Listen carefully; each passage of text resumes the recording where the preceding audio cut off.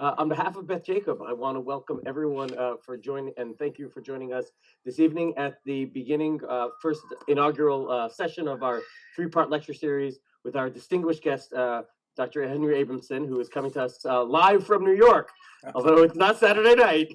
But we are really very, very privileged. Dr. Abramson's reputation precedes him, and indeed is world renowned as an expert in Jewish history and so many other things.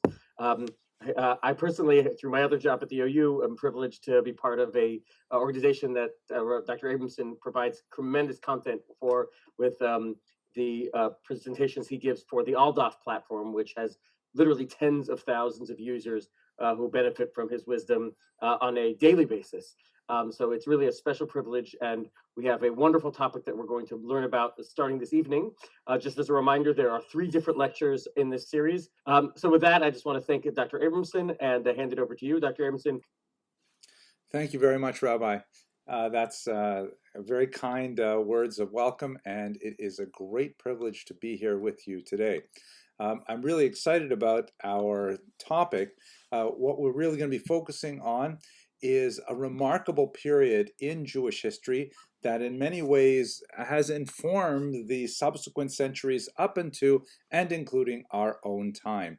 I specifically want to devote 3 lectures to focusing on the incredibly important late 18th century, when you have 3 major revolutionary movements animating the Jewish mind space, specifically the revolution represented by the Hasidic movement, and then the, let's call it a counter-revolution, a revolution of reaction by the Mitnagdim, that is the Lithuanian traditionalists against the Hasidic movement. By the way, for those of you who are based in LA, I apologize in advance for my Canadian accent. I realize when I say against, I should be saying something like against, but I hope I'll be understandable. And then finally, the revolution of the Maskilim. Those are the adherents of the so-called Jewish Enlightenment, the Haskalah. These 3 movements all coalesced around the same period of time in Jewish history, and the kind of arguments that they had back then are in many ways the same kind of arguments we are having today. What I would like to do is spend today's lecture kind of setting the stage. There's a lot of really important, large tectonic shifts that happen in the years leading up to the birth of these 3 revolutions. And then next week, and we're just going to end up by kind of looking at the demography and the geography of where these revolutions happened. And then next week, we're going to focus on the birth of the Hasidic movement and the immediate reaction from the Mitnagdim. It was a very, very intense period of great competition and argument between these 2 groups, which actually resulted in several figures being denounced and thrown in jail and then released and then denounced again. And we'll go through that and try to understand some of the major reasons for that conflict. And in the 3rd and final week, we're going to add in the Haskalah, the Jewish Enlightenment, and how that affected this triangular conflict between these 2 ways of thinking about how Jews should react to the modern era, and that's where we'll close. So that's the plan for the 3 weeks. Today, though, let's focus on the Grundlage, or the prolegomenon. I actually have that in the top left of my screen there. I just like the way that word sounds. I think it really means something like introduction or preface. But let's go straight to the introduction then.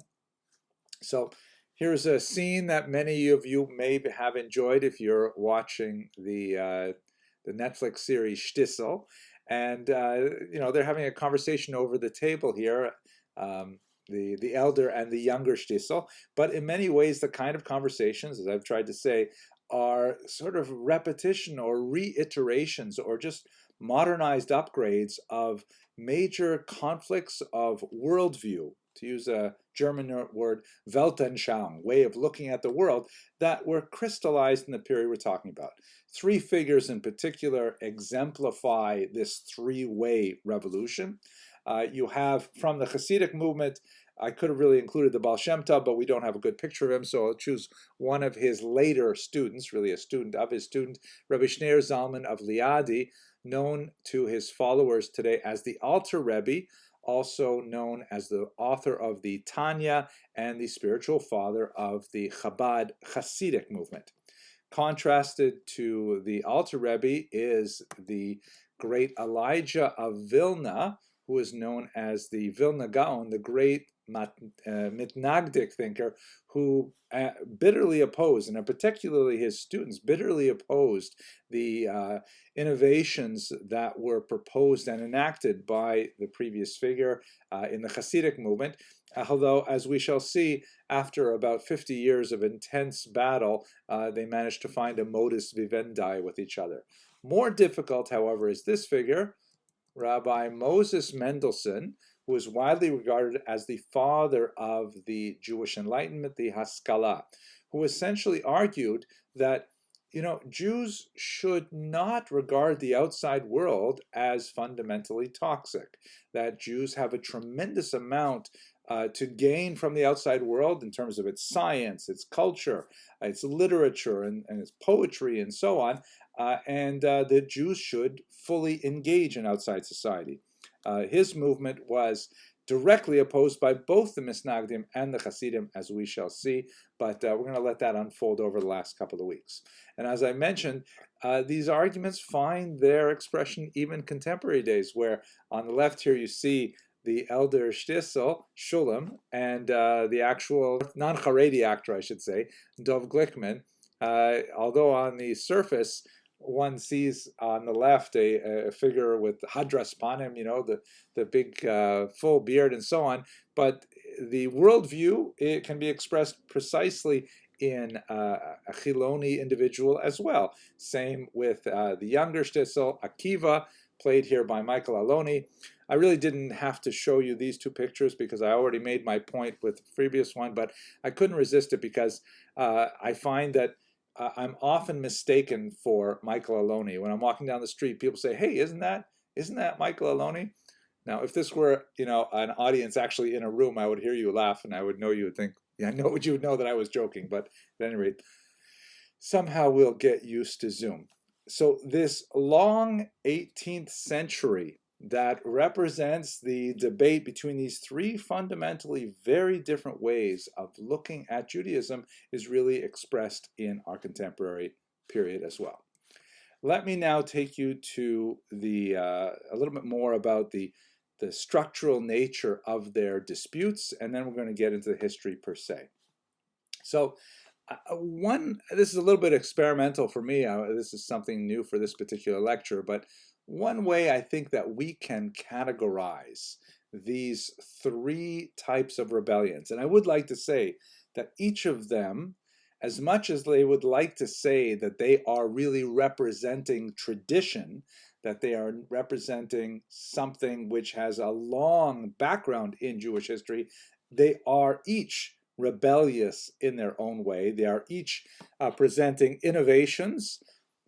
Even the Misnagdim, who are arguing that they are hewing to the well-trod path of Jewish practice, they are nevertheless reacting to the innovations of the Hasidic movement and absorbing some or transforming some for themselves as well. So they really are three rebellious movements, but rebellious in different ways. Let me share with you what I think. One way I think we can understand this. First off, you have the Hasidim, who are involved in a rebellion of discovery. And what I mean by that is the Hasidic innovations, which were really quite significant in the middle of the 18th century. There were a lot of things that they initiated with regards to traditional Jewish practice that the Misnagdim thought were absolutely heretical or immoral. Way too radical to be accepted. But the Hasidim, of course, didn't look at them this way. They looked at their innovations to Jewish practice and thought as discoveries of modalities of thinking and behaving as Jews that had simply been lost with time. They thought that they were discovering practices which went back centuries and had fallen into disuse. This is, in fact, something we see the precedent for this in the Talmud as well, where there are discussions about, for example, Ksav Ivri, the Paleo-Hebrew script, which was, according to the Talmud, known, forgotten, and then reinstituted. And all kinds of things like this are common in Jewish history. And so Hasidim did not see themselves as saying, hey, here's new stuff we're doing that's totally different from everything we've done in the past. They're saying, oh, how wonderful it is that these well springs of knowledge have been opened up and we have discovered these practices. So they perceive their innovations as restorations. They are simply bringing harmony back to the universe. I'll give you one example. The tremendous inclusion of Lurianic Kabbalah in particular, a series of ideas that were promulgated primarily in the 16th century in Tzfat with the work of the great Kabbalist Rabbi Moshe Cordovero, and then his student who later eclipsed him, Rabbi Isaac Luria. The expanded explanations of the Zohar and the discussions of, key concepts like tikkun and various rectifications of the world, and the drama of the Zoharic universe as understood by Rabbi Yitzhak Luria, the Ari, as being of a divine cataclysm that has to be held off by the behavior of the Hasidic Jews. And so by going back and finding Kabbalah and bringing it into contemporary practice, both in terms of study and in terms of actual behavior, the Hasidim were like engaged in a rebellion of discovery, finding the old ideas, implementing them into the new world. We'll talk much more about this, God willing, next week when we focus on the birth of the Hasidic movement. By contrast, you have the great opponents of the Hasidim, and in fact, that's exactly what the term mitnagdim means. They are opponents. They define themselves literally by opposing the new Hasidic movement. They could have been called easily traditionalists or something like that, but really they found their identity most sharply defined in opposition to the burgeoning popularity of the Hasidic movement. So when you look at their rebellion, and once again, some of the things that the Misnagdim began to do after they became conscious of the reality of the threat of Hasidism for the loyalty of the masses in Eastern Europe, they argued for some new stringencies and some new practices, but argued that they were in fact reifications of old practices, not always necessarily precisely the way they described it. And whereas the Hasidim viewed any new innovation, such as the introduction of study of Kabbalah for people under 40, whereas the Hasidim viewed that as a restoration of a prior practice, the Mitnagdim viewed any such change as antinomian, which is a fancy word meaning against the law, against what is acceptable. I'll give you a different example. The Misnagdim are very particular about times of day for prayer. Right, there is the slot of time that is associated with the Shacharit, morning prayer, time of day associated with the afternoon prayer, and the time of day associated with Mariv, the evening prayer. And all of these times of prayer, of course, are associated with the position of the sun relative to the horizon, right? And certain windows of time. If you've seen any synagogue calendar, there will always have precise times when the Shema has to be recited in the morning, or you can't say Mariv until a particular time, things like that. By the way, it reminds me of a joke. I can't help it. I have to tell it to you. First Jewish clergyman in outer space. They have a special ceremony. They put a rabbi, a priest, and a minister on the space shuttle. It's not an offensive ethnic joke. And then they go up and they orbit the world several times, and they come back down. They land at Cape Canaveral, and the journalists are all crowded around, and they say, "So, You're all holy people, men of the cloth. What did you think of when you were in outer space? And the Roman Catholic priest says, I thought of the magnificence of God's creation. And they asked the Protestant minister, and he said, I thought of the humility, the tininess of humanity in the scope of such an expanse. And they asked the rabbi, and he said, who had time to think? Shachris min chamarav, Shachris min chamarav. Right? Hopefully you're laughing to that. I can't hear you laughing. All I see is your screenshots. But whereas the Litvaks, also by the way, the Misnagdim, as we shall see at the end of this lecture, they're associated primarily with the cultural region known as Lithuania, which does not precisely conform to the political boundaries of the country, known sometimes as Lithuania, but they're called Litvaks.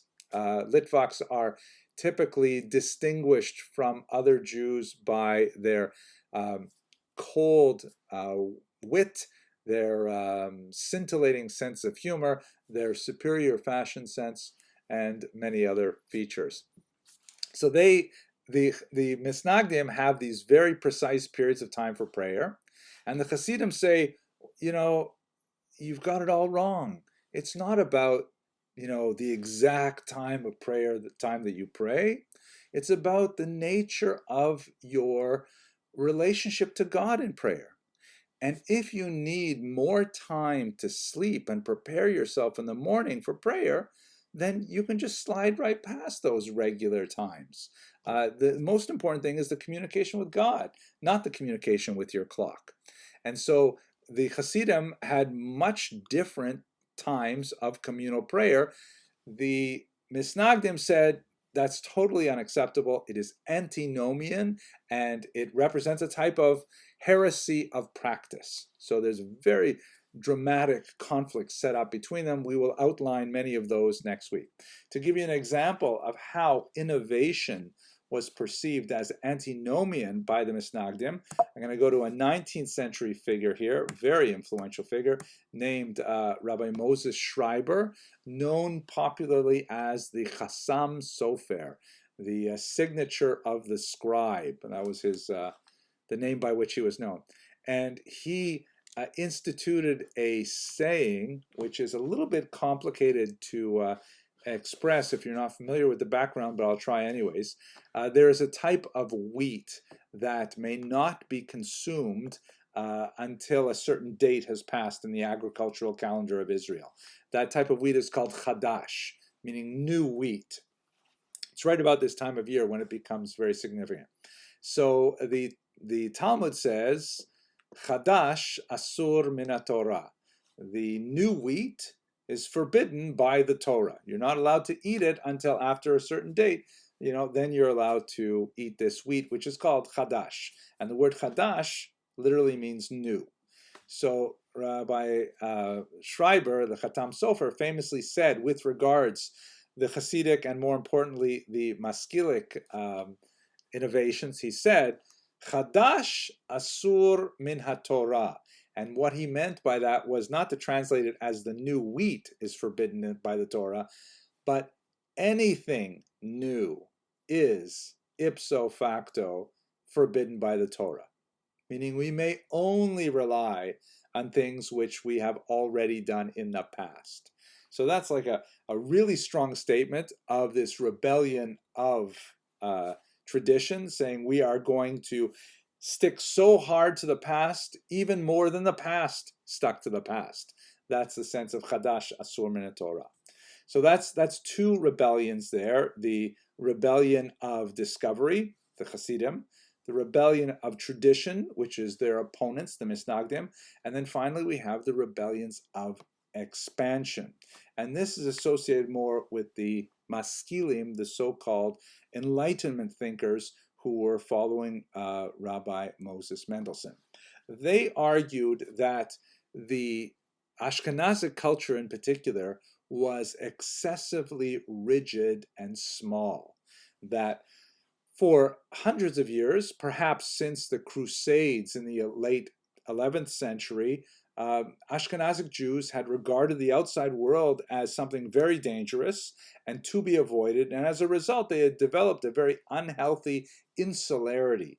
that Judaism and Jewish culture kind of folded within itself and became self-absorbed and ignored the scientific and the cultural and the literary advancements that you saw happening all across Europe. And so the Maskilim said, it is time for us to expand our horizons and to look at the achievements of non-Jewish culture, to evaluate those achievements, and to participate in their continuing expansion. In order to justify this behavior, Maskilim in particular tended to look to certain golden ages, like the golden age of Spain in particular, shown here in this famous representation of a Jew on the left and a Muslim playing chess, which was kind of like the oft repeated motif of what they call the la convivencia, the living togetherness, the coexistence phase of the golden age of Spanish Jewry. It was not necessarily quite so golden, but nevertheless it did represent a high point. And they see any kind of innovation as a type of correction, as if to say, hey, what's going on here in East Central Europe in the 1700s? It's all wrong. We have like really messed this up by not engaging in the intellectual debates of the universities, by not engaging in culture, by not challenging the political status quo, by not getting involved in society in general. We have lost things. We've been stuck in our own historical rut and our own intellectual rut, and we lost a lot. So the Maskilim said we should expand ourselves. We should become more like the Golden Age. We should correct our flaws that have developed over the last centuries, and we should move in this modernizing direction. Their key example, or the person they look to the most, would be someone like Moses Maimonides, who was, of course, a brilliant scholar of Torah. He wrote the commentary in the Mishnah. He wrote the Guide for the Perplexed, a classic of medieval philosophy, and he wrote the massive and extremely influential Mishnah Torah, essentially a repetition of the entire Torah, written and oral. And at the same time as he was doing that, he was also a world-class physician, treating the royal family in Cairo and dealing with and publishing, by the way, in Arabic, tractates on allergies and on diet and on anxiety and depression. He was like a well-known, world-famous physician at the same time as he was a world-class scholar for the ages. And the Maskilim said, we have got to correct ourselves to be more like Maimonides. We have to go back to that kind of way of thinking, and only then, by jettisoning our obscurantist views, will we be able to take our true place in society and make our full commitments. So these are the three kinds of rebellious impetuses that come to an unusually sharp point in the 18th century. Obviously, these are not completely new. These elements, I think we could argue, are to one degree or another present in every period of Jewish history, but it happens that they are remarkably evident in the 18th century in particular. Now, why the 18th century? So let's take it back a little bit to the 17th century and try to see what kind of things were happening that led Jews to this unusual point. One of the most important developments that took place over the course of the 15th and 16th and especially 17th century was the expansion of the Sephardic diaspora. I'm sure you're all familiar that the Jews were expelled from Spain in 1492. Many of them made their way to Portugal, which is just on the western coast of Spain, and then they too eventually had to migrate from Portugal for persecution. Although the experience of Portuguese Jews is rather different in one key area, and that is that most of the Jews who fled Portugal were, in fact, the overwhelming majority, were in fact already baptized as Christians. And this had very significant impact on the entire population of world Jewry, not only throughout the Mediterranean basin as shown here, but also in the New World. Basically, the story is like this. In 1391, a century before the expulsion from Spain, there was a mass wave of forced conversions of Jews in the Iberian Peninsula. And forced conversions is kind of like a difficult topic for the church to deal with. On the one hand, officially, the church has always condemned, at least since the 5th century, they've always condemned forced baptism because baptism and adherence to Christianity should be something that a person undertakes willingly, and it loses value if it is forced upon a person. So the church has pretty much, for most of its history, condemned forced baptisms. They happen from time to time, but they typically did not receive official sanction. On the other hand, what do you do with a person once they have already been subject to a forced baptism? On this point, the church was not very clear or consistent. In many cases, the church said, well, we didn't like the fact that someone went ahead and forcibly baptized a person, like, for example, the son of the rabbi of Carpentras, France, was seized while he was walking in the forest and dragged to a ditch. This was in the 14th century, if I remember correctly, and forcibly baptized by some hooligans. And the church upheld his baptism and said that no, now he is in fact Christian. Not performed by a priest, not performed in the church or anything like that. So the same kind of thing happened on a very large scale in Spain in the late 14th century. And what this meant was that all of a sudden, Spain had this massive number of new Christians, formerly Jewish, who still consider themselves Jews, associated with Jewish community, married other Jews or other Jews who were forcibly baptized, and yet they were freed from all of the disabilities that were associated with Jews. They could attend colleges, they could take any kind of job they want, they didn't have residency restrictions, and since they were typically literate and numerate and urban, they had a significant advantage over the vast majority of the Spanish population in terms of advancing within the social and economic framework of the Arabian Peninsula. So over the course of that 100 years, Jews who were newly baptized, and as it were, they had their new driver's license that said Christian on it, and they can go anywhere with that, even though they still behaving like Jews otherwise, eating kosher food and so on. They had the run of Spain in ways that they didn't have ever before.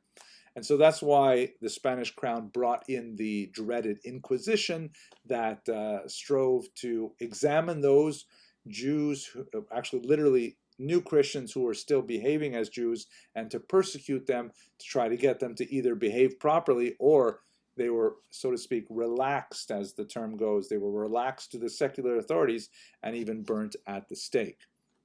Ultimately, Spain couldn't, the Spanish crown came up with the idea under Torquemada, the Grand Inquisitor, that one of the main reasons that this was going out of control, there's a lot more to say about why it was out of control, but not for today, the reason why they couldn't control the problem was because the non-baptized Jewish community was still present.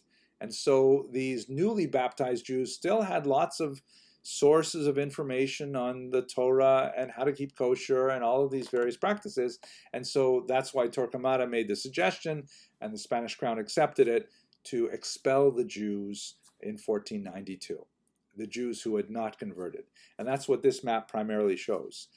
In Portugal, it's a slightly different situation. They initially accepted the Jews. They didn't have a lot of choice about it because they were overwhelmed by illegal immigration. And they let them be for about 5 years, with some persecution trying to get them to convert. And then finally, in 1497, they forcibly converted all of them. And they imposed their own Inquisition, which was even harsher than the Spanish one, and lasted for centuries.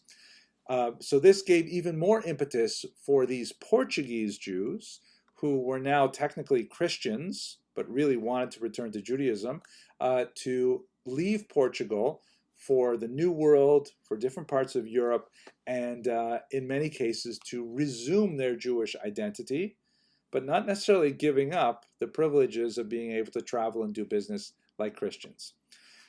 I know this is I've given you a long preface here, but why is this important to our story?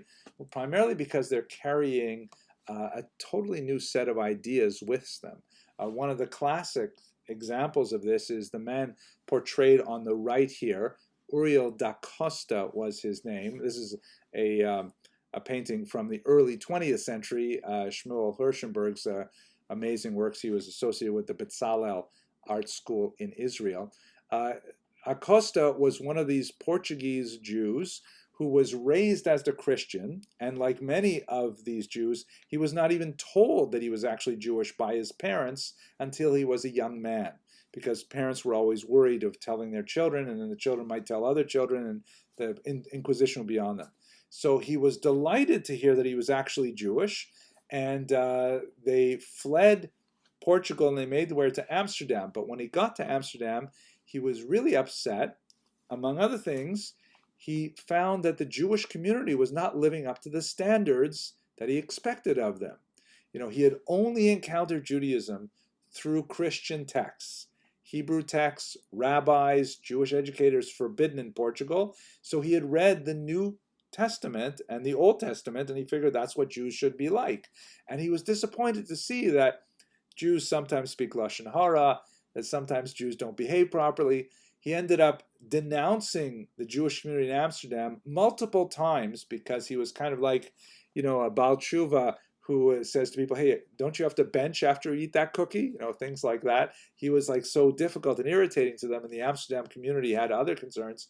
They ended up ritually, they excommunicated him 3 times, and unfortunately he ultimately chose to commit suicide, leaving behind an 11-page suicide note that described his religious frustrations. But he brought with him a very critical eye towards Judaism that was born from love, meaning he was not an anti-Semite criticizing Judaism from without. He was a Jew trying to discover his Judaism and saying, wait a minute, why are we doing it this way? And why aren't you behaving the way the Torah requires you to behave? He was kind of an insufferable internal goad. Sitting on his lap in this fanciful portrait, it is unlikely that anything like this ever happened, is a representation of the young Baruch Spinoza, also of Amsterdam, who painted here by Shmuel Hirschenberg as well a few years later, was of course expelled from, or excommunicated more formally from the Amsterdam community for espousing radical new criticisms of the Bible in particular. New ways of reading the Bible that ultimately would influence modern academic study of the Bible and erode traditional Jewish belief. So the Portuguese diaspora, which is spread now throughout the entire Mediterranean basin, Northern Europe, it is in Brazil in particular. Eventually it'll make its way up to New York, which was New Amsterdam at the time. They're carrying a whole different sense of what Judaism is, and they are open to new thoughts. They're not deeply rooted in the past, and so they expose the populations that they move among with a broad new perspective on Judaism.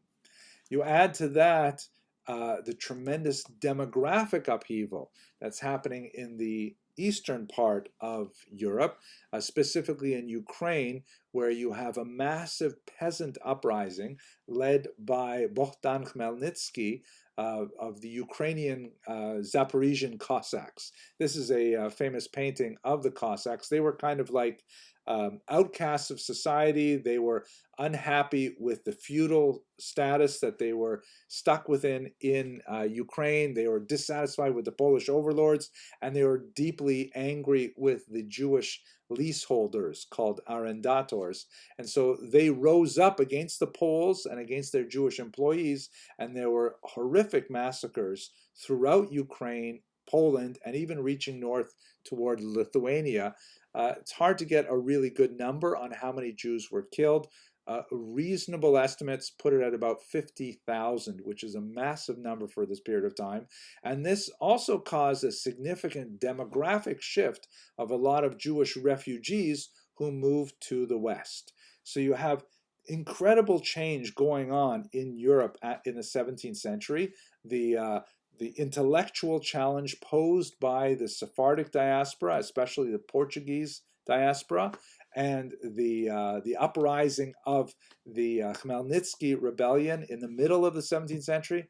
And one last detail that's so important, the hunt for heresy is really engaged in the 17th century, primarily as a result of this man, Shabbatai Tzvi, who was well regarded as a youth. He was somewhat of a dreamy individual, used to like to go off into the forest, meditate on his own. He had a beautiful singing voice. He was a sought after groom, but he refused all offers of marriage until much later in life when he went through a series of rather strange marriage, including a marriage to a Torah scroll at one point. It's the older historiography tended to portray Shabbatai Tzvi as some kind of a villain, some kind of charlatan, but newer historiography in the later 20th century suggests that perhaps he was suffering from a type of bipolar disorder or manic depressive kind of state. At any rate, as he became older, and again, it fits roughly with the age of the onset of schizophrenia common for young men, he began to experience what he called illuminations, which gradually increased to the point that he believed that he could levitate.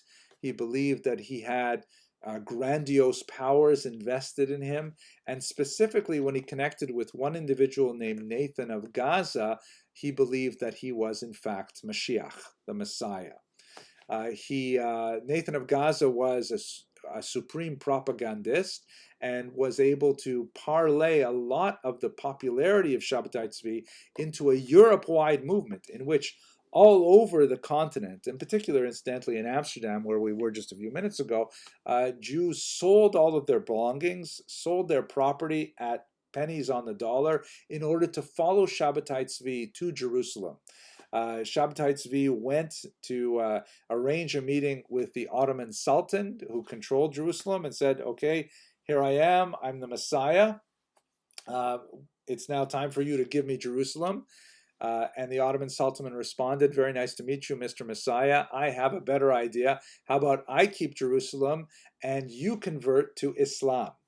And on the pain of death, Shabbatai Tzvi converted to Islam along with his wife and many of his followers who assumed that, well, wait a second, if Shabbatai Tzvi is Mashiach and the Messiah is converting to Islam, must mean that Jews must also go through Islam in order to bring about the final era of redemption.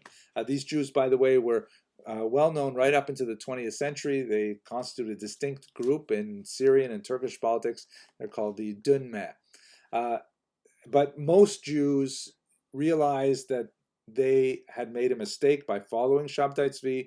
They returned devastated and penniless back to their homes in Europe, and there was a very sour taste in the collective mouth of European Jewry over any kind of this Kabbalistic Messiah business. So you had a few surfaces of this, for example, in the Emden Eibeschutz controversy, in which one famous European rabbi accused another famous European rabbi of secretly being a follower of Shabbatai Tzvi. And as his proof, he adduced several of these kinds of documents. This is a Jewish amulet known in Hebrew as a kameah that were written for various mystical purposes to bring about healing or to arrange a match or some other theurgic goal. And so there's a lot of fighting. People took the side of, no, he's not a follower of Shabbatai Tzvi. Others saying, so what if he is a follower of Shabbatai Tzvi? And you had a lot of conflict throughout the region. It even affected some of the great classic thinkers of Judaism, such as the incredible Rabbi Moshe Chaim Luzzatto, known as the Ramchal. His book, the Mesilat Yesharim, is one of the most widely accepted books among all three groups today, Hasidim, Misnagdim, and the Haskalah, all love the works of the Ramchal, but in his lifetime, he was mercilessly pursued by people who assumed that he was, in fact, a follower of Shabbatai Tzvi.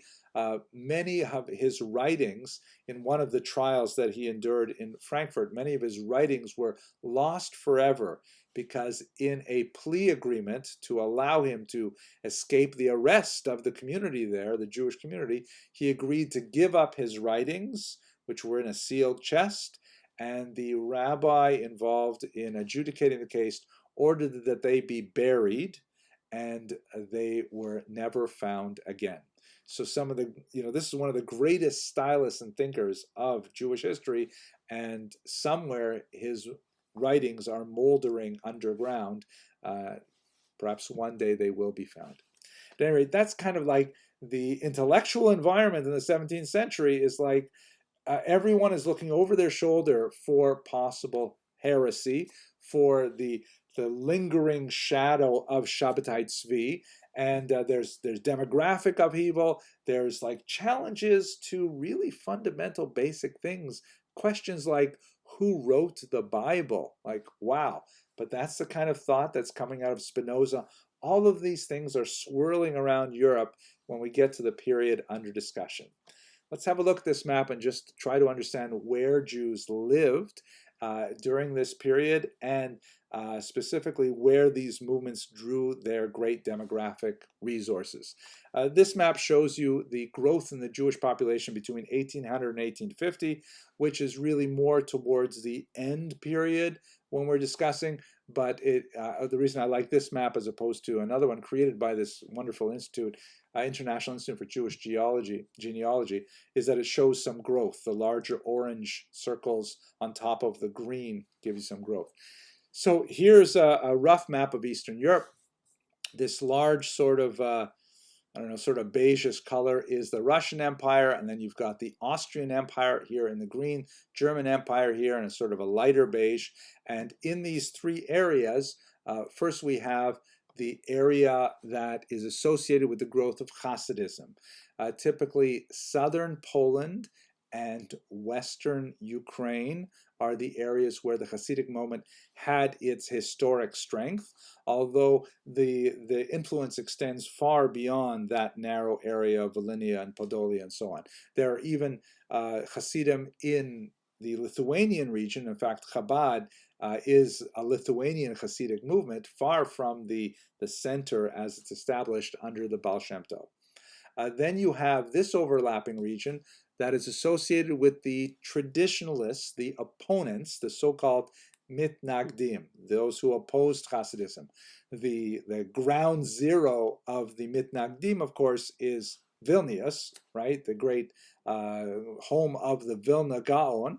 And but the ideas, nevertheless, were prevalent throughout the region, extending down into the south. One of the big reasons for this split, as we shall discuss next week when we focus more on the conflict between these groups, is that the strongest centers of learning were really based in the north, and one of the reasons for the expansion of Hasidism is that Jews there felt disenfranchised, felt disconnected from the great centers of learning, and they felt like no one was taking care of their spiritual well-being until the Baal Shem Tov came along. And then the third group, the ground zero for them is definitely Berlin. These are the Maskilim, the adherents of the Haskalah.